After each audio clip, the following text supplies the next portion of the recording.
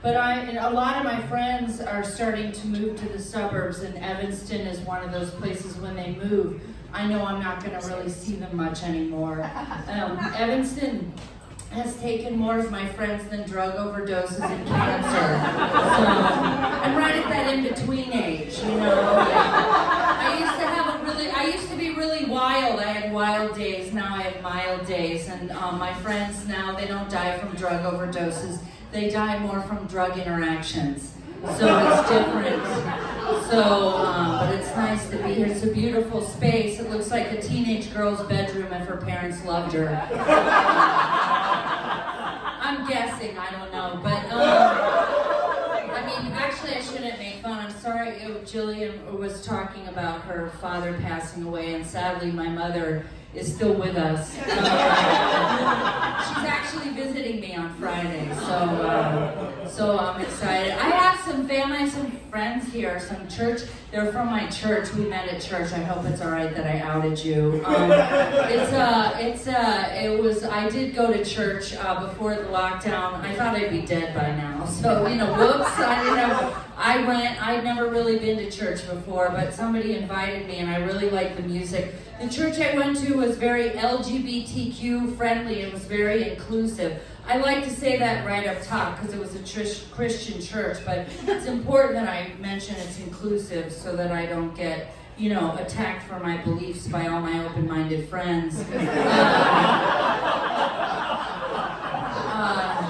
it was a great church. I wore leopard print the last day we had church before we went on Zoom, like a lot of churches, And my roommate at the time, I was living with a friend during quarantine, or right before quarantine, and I left the house wearing these leggings, and she goes, "Wow, leopard print at church? Do you think God would approve?" And I'm like, "I don't know, there were 2 cougars on the ark, weren't there?" But it was a great church that lets you be who you want to be, and that's why I liked it. And I mean, you could dress however you wanted. The pastor, right? She wore a zip-up hoodie, and I'm sure that's just so she could breastfeed during the sermon. So that's weird. It always gets a weird response. I don't know why. I think she was really doing. I know she did. Okay, I don't know what she did. I know I saw her breastfeed. Maybe it was during communion. Hey, that would work out. Not to everybody. All right, now I digress. It's funny because I come from sleep in on Sunday people, or sleep it off on Sunday people. So, I remember my friend invited me to hear her testimony, so I went, and they happened to be reading Cain and Abel that day, and I'm like, oh no, I came on page 1, Okay, you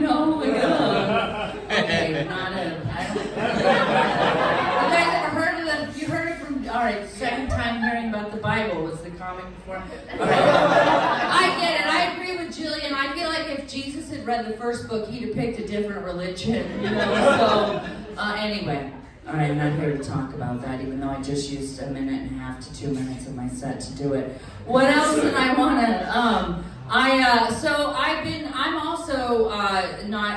also single, so I've been trying to stay spruced up. Now, it's not easy because I'm middle-aged, and I gotta say that my experience in middle-aged, as I like to think of it, it's just nothing but a constant battle to not look like a Hummel figurine. So, and this haircut doesn't help. I know it. I saw it. I was like, oh my God, He-Man has this haircut, so I'm letting it grow back. I try to wear makeup. I've always worn a lot of makeup since I was a baby, so that's not a problem. Although trying to put on eyeliner now is like sand painting. But I used to lighten my hair. I used to color it. I used to dye it. But now I'm like, why should I pay for a service the Grim Reaper's doing for free? When anybody asks me who does my hair, I just tell them mortality. But my body's changing, just like I'm in puberty again. I think, I don't know, because I was blacked out drunk for the first one. So I'm real sober now. So I get to experience all the changes my body's having, like strange hairs and in places that they weren't before, and like new textures on my body. Like the other day, I put my hand somewhere, and I was like, oh, what is this? And I found a texture that I could only describe as bunchy. I was like, I don't know. You know, things are just different now. Like, they used to lay flat, and now they fold, and they don't really unfold.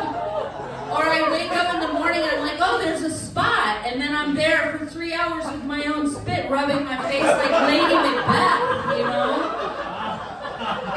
Things that used to open, they stay closed, and things that used to stay closed kind of hang there. So it's just different. I don't know.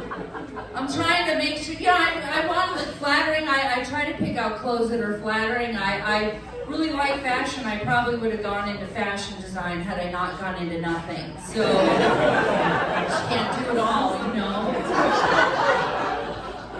I really rely on those websites where they compare your body to different shapes, you know, like a triangle or a tube, or then they get into fruit. I like that when they start some of our bodies, they compare it to fruit, you know, and like a pear shape where you're tinier on the top and curvier through the bottom.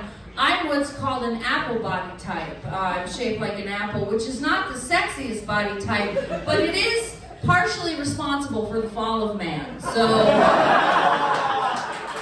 hey, somebody did read part of the Bible. You know? Such a weird crowd. Well, you know, so I'm a weird comic, so aren't they all? All right, anyway, that was too revealing, huh? Let me talk about my vagina some. No, but yeah, so they're like, how do you dress, you know, an apple body type, because I'm shaped kind of like an apple up top, but I have sturdy stems, which is it's great. It's really great because I have a dating profile I just put up on Farmers Only, you know. So I'm going to go with that whole produce theme. I thought they'd probably like that, you know. Get a bushel of my love, you know. And I'm still getting my period, so I'm technically, you know, I'm red delicious, right? But I'm kind of hovering around pink lady, but get a bite before I'm Granny Smith, you know. It's weird. I do try to work out. Or as I told somebody the other day, here's what's if you want to seem younger, not too old, don't tell people you wake up to do your exercises. Okay, that's what I meant to say was I work out, you know. But I'm trying to keep the weight off, but I'm busy. I have a day job. Now I'm on my second job, which is holding my stomach in. And, you know, so when I work out, though, I keep the big underwear, you know, the big, I don't really have nice underwear. My nice underwear days are over. I mean, you're getting in there. We've already surpassed a lot of things, you know. That's fine. Let's not kid ourselves, you know. So, but you know, I'm like, well, I work out in my granny panties, right? That's right. I've worn them. Ever since I was a teenager, and I was a punk rocker, and I'd be in that mosh pit, just stomping on the backs of people's legs in a big bucket of fabric with a little bow on the top. There's a lot of cool people that would be horrified to know that I punched him in the back of the head wearing his underwear. But anyway, so I went to get the granny panties, and suddenly I realized, I'm like, oh no, now I'm just gonna have to start calling them panties, you know, just age-appropriate big underwear, you know, there's no irony anymore, these are sincerely the ones that fit, so,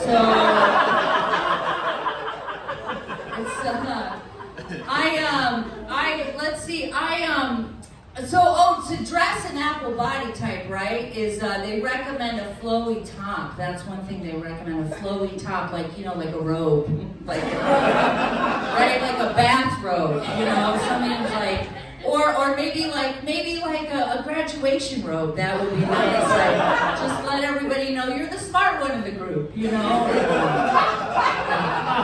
Wizard's robe, so I could make beauty standards magically change. But all right, not to blame everybody. Okay. One thing that I've been doing lately, though, is I've been like these leggings. Do you like these? I like them too. and here's my big thing. I buy all my leggings at CVS. There, you said it. Now that's it. There's nothing that says, hey, I'm young, like I buy my clothes at the drugstore. That's definitely also into the silver territory, right? But I only buy the bottoms, you know. But like I said, I really like clothes, and they sell tops at CVS. But I'm trying to stay, I don't want to stay too young, but you know, I work around a lot of younger comics, you know, so it's like I want to stay in the zeitgeist. But when I'm in CVS, I'm like, oh no, my head's like, get a top, you know, get a top. And I'm like, the rational part of my brain is like, you are not getting a top at CVS. Bottom's fine, but real clothing store for the tops, and I'm like, and then the irrational part of my brain is like, what if the grid goes down? What if we're trapped in the CVS? So they need to know that I can make them a cute outfit with what I have on hand.